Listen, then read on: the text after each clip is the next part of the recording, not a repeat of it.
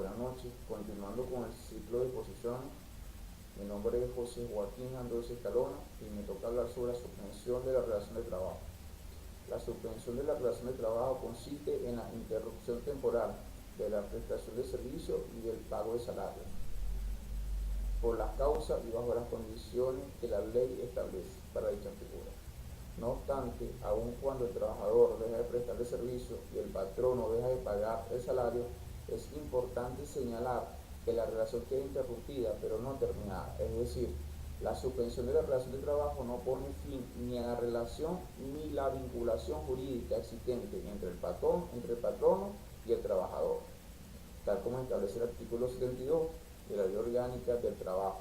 Las trabajadoras y los trabajadores son causas legales de suspensión: enfermedad ocupacional o no, accidente de trabajo o común, que incapacita al trabajador para la prestación del servicio durante un periodo que no exceda de 12 meses, licencia o permiso para maternidad o paternidad, prestación de servicio militar obligatorio, conflicto colectivo, privación de libertad en el proceso penal, siempre y cuando no resulte en sentencia condenatoria, permiso para el cuidado del cónyuge o la cónyuge, ascendiente y descendiente hasta el primer grado de consanguinidad, caso fortuito o de fuerza mayor, que tenga como circunstancia necesaria, inmediata y directa, la suspensión temporal de las labores.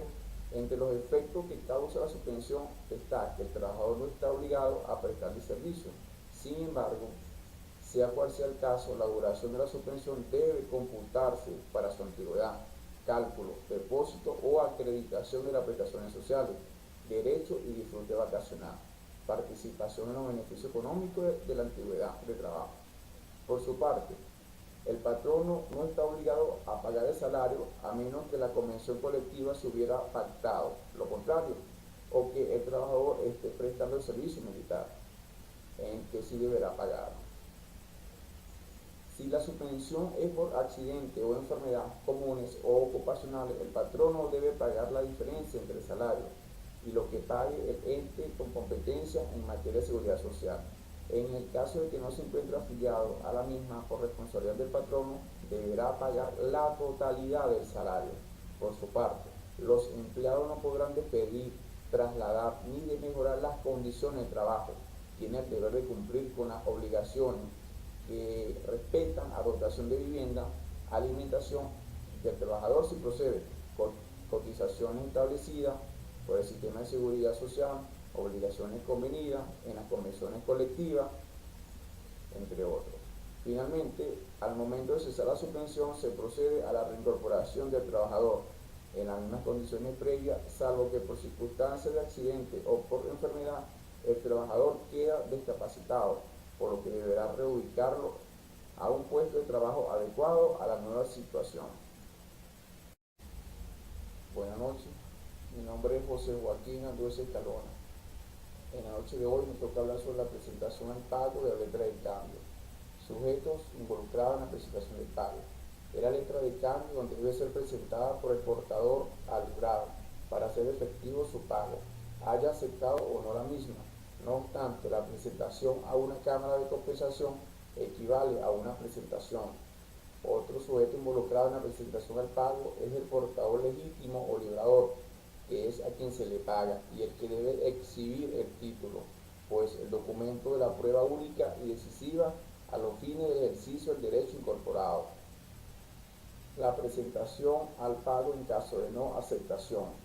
El rechazo de aceptación impone levantar el protesto, y el protesto por falta de aceptación exime al portador de presentar la letra a su pago y de sacar el protesto por falta de pago, artículo 452 del Código de Comercio. El protesto deja constancia de la falta de aceptación o de la falta de pago y sirve para abrir la vía de regreso, a menos que el librador no haya exonerado al tenedor del protesto. En el caso del librado aceptante no hay protesto sino cobranza en los 3 años siguientes, que es el lapso de prescripción, pero esta prescripción se puede interrumpir civilmente demandando y registrando la demanda. Plazo para la presentación al pago. Tal como señala el artículo 446 del Código de Comercio, la presentación debe ser realizada el día en que es pagadera o en uno de los días laborales que le siguen. No obstante, no se recomienda hacer dicha presentación el último de los días laborales, porque se puede no tener tiempo para hacer el protesto, y si se pierde la vía de regreso, a menos que se haya exonerado al tenedor del protesto. Lugar para la presentación al pago. La presentación al pago debe efectuarse al librado en el domicilio indicado en la letra. Con el lugar de pago se vincula la domiciliación de la letra de cambio, ya que este título puede indicar en cláusula expresa bien un domicilio distinto al del librado para que el pago tenga lugar, o bien una dirección diferente a la del librado con el mismo fin.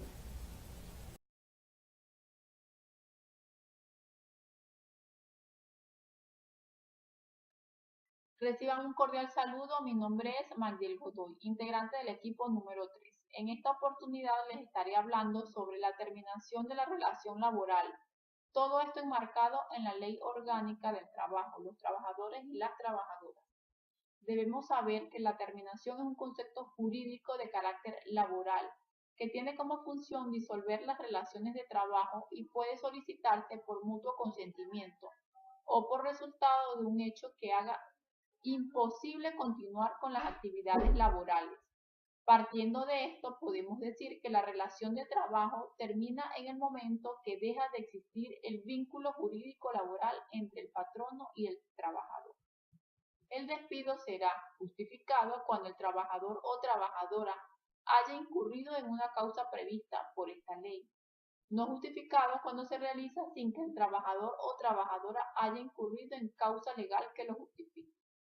Según el artículo 79, el despido puede estar justificado por diferentes causas, dentro de las cuales podemos mencionar injuria o falta grave al respeto y consideración debida al patrono o a la patrona, a sus representantes o a los miembros de su familia que vivan con él o ella. Hecho intencional o negligencia grave que afecte a la salud y a la seguridad laboral. Omisiones o imprudencias que afecten gravemente a la seguridad o higiene del trabajo. Inasistencia injustificada al trabajo durante 3 días hábiles en el periodo de un mes. Estas son algunas de las causas. La consecuencia directa de la terminación es poner fin a la relación de trabajo, por lo que desaparece la relación de subordinación y las obligaciones derivadas de la relación laboral. La Ley Orgánica del Trabajo, Trabajadores y Trabajadoras, en su capítulo 6, contempla la estabilidad en el trabajo, que según el artículo 86, todo trabajador o trabajadora tiene derecho a la garantía de permanencia en su trabajo. Si no hay causas que justifiquen la terminación de la relación laboral, cuando un trabajador o trabajadora haya sido despedido sin que haya incurrido en causas que lo justifiquen, podrá solicitar la reincorporación a su puesto de trabajo, de conformidad a lo previsto en esta ley. También el artículo 92 dice que en caso de terminación de la relación de trabajo por causas ajenas a la voluntad del trabajador o trabajadora, o en los casos de despido sin razones que lo justifiquen, cuando el trabajador o la trabajadora manifestaran su voluntad de no interponer el procedimiento para solicitar el reenganche, el patrono o trabajador deberá pagarle una indemnización equivalente al monto que le corresponde por las prestaciones sociales. Según el artículo 94, los trabajadores y trabajadoras protegidos de inamovilidad no podrán ser despedidos ni trasladados, ni desmejorados sin una causa justificada, la cual deberá ser previamente calificada por el inspector o inspectora del trabajo. El despido, traslado o desmejora de un trabajador o trabajadora protegido de inamovilidad son contrarios a lo previsto en la Constitución y en esta ley. El Ejecutivo Nacional podrá ampliar la inamovilidad laboral prevista en esta ley como medida de protección de los trabajadores y trabajadoras en el proceso social de trabajo. Según el artículo 95, cuando se realice un despido masivo, el Ministerio del Poder Popular, con competencia en trabajo y seguridad social, podrá, por razones de interés social, suspenderlo mediante resolución especial.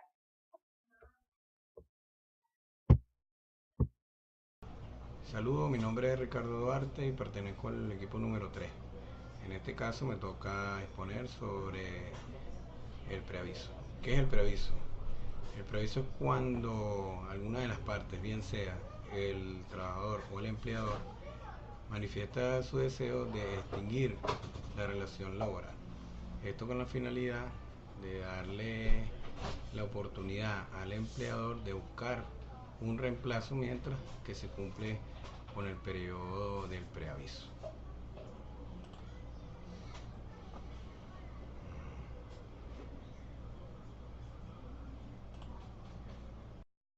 El preaviso por retiro está establecido en el artículo 81 de la Ley Orgánica del Trabajo de la trabajadora y de los trabajadores, el cual textualmente dice: cuando la relación de trabajo por tiempo indeterminado termine por retiro voluntario del trabajador o de la trabajadora sin que haya causa legal que lo justifique, este deberá dar al patrono o a la patrona un preaviso conforme a las reglas siguientes.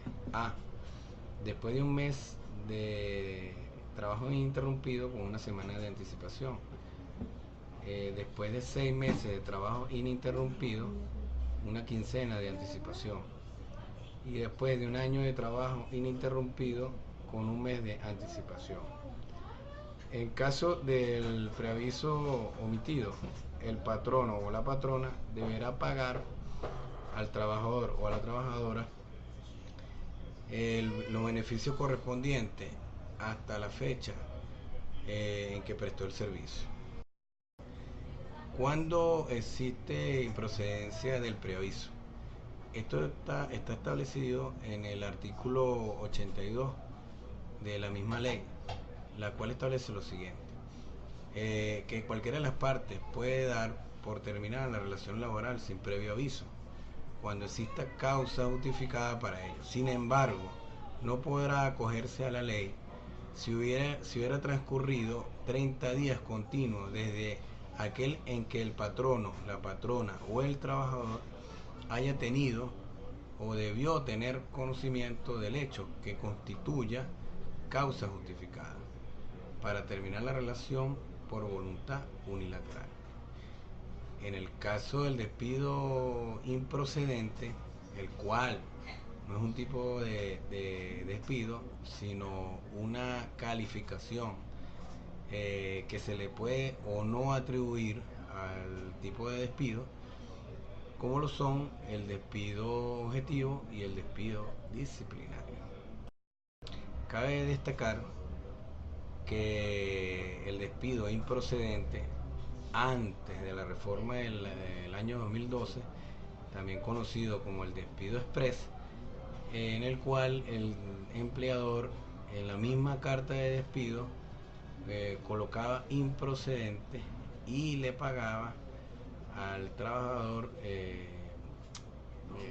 el abono, le abonaba pues al trabajador la indemnización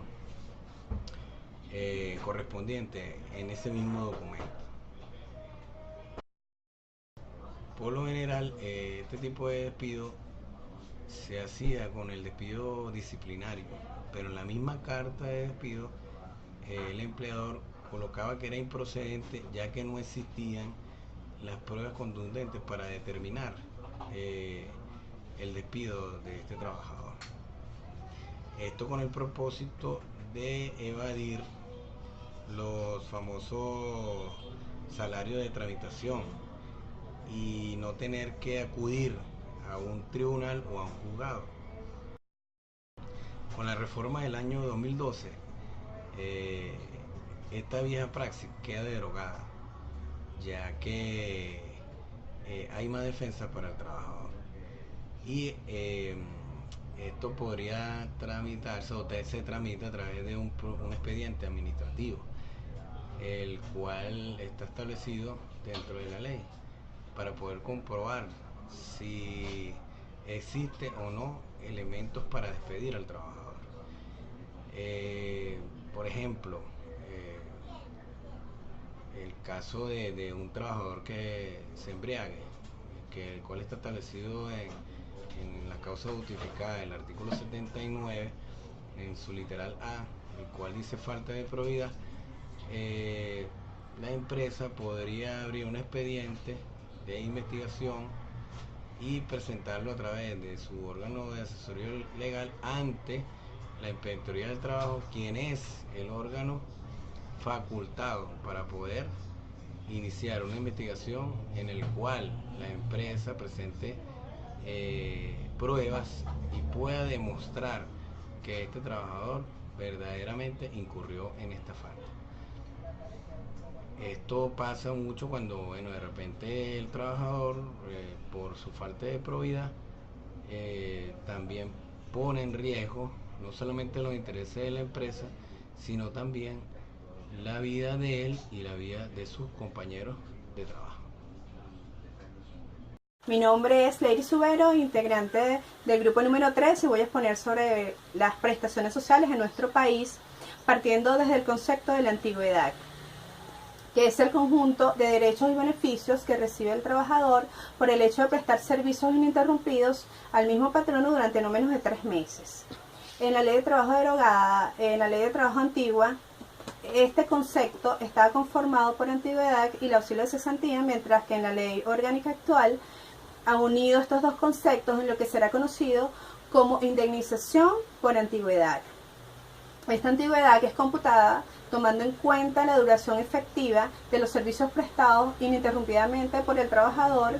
Empieza a correr desde el momento en que se inicia la relación de trabajo hasta el momento en que termina, cuando no se han presentado suspensiones en ella. Por lo tanto, solo se interrumpirá la antigüedad si se rompe esa continuidad material y jurídica. Las prestaciones sociales es cada uno de los servicios que el Estado, instituciones públicas o empresas privadas deben dar a sus empleados con mayor amplitud en perspectiva político-social, ya que lo precedente coincide mucho con lo conocido como cargas sociales y por lo tanto se entiende por prestaciones cada uno de los derechos o beneficios que a los asegurados o favorecidos indirectos se les concede en diferentes seguros sociales, de producirse la eventualidad de la contingencia a la que se trata de compensar o remediar. La opinión de la mayoría en torno a las prestaciones sociales es que fueron creadas para proteger al trabajador y como castigo al patrono cuando aquel es despedido. La ley, cumpliendo su función social, prevé esa situación y logra en parte que al trabajador se les pague el valor de su contribución al progreso de una empresa por medio de las llamadas prestaciones sociales. ¿De dónde procede la indemnización por antigüedad?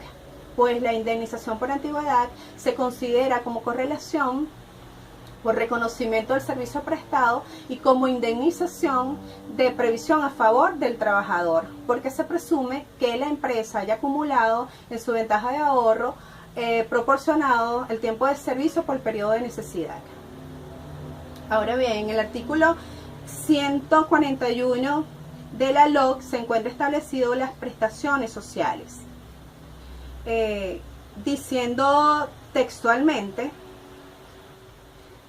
que todos los trabajadores y trabajadoras tienen derecho a las prestaciones sociales que les recompensen la antigüedad en el servicio y los ampare en caso de cesantía. El régimen de prestaciones sociales regulado en la presente ley establece el pago de este derecho de forma proporcional al tiempo de servicio calculado con el último salario devengado por el trabajador o trabajadora al finalizar la relación laboral, garantizando la intangibilidad y progresividad de los derechos laborales.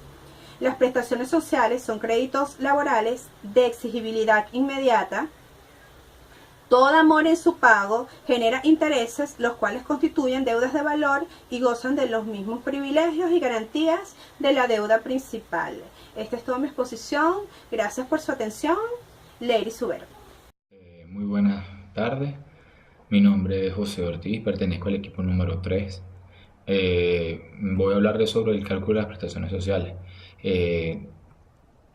Dicho cálculo está predispuesto en el artículo 142 de la Ley Orgánica del Trabajo, o de la Ley Orgánica del Trabajo de los Trabajadores, en la parte que habla de garantía y cálculo de prestaciones sociales. En sus numerales o él comienza explicando que se protegerán, se calcularán y pagarán de la siguiente manera. El punto A, el patrono o patrona depositará a cada trabajador o trabajadora por concepto de garantía de las prestaciones sociales el equivalente a 15 días cada trimestre, calculado con base al último salario devengado.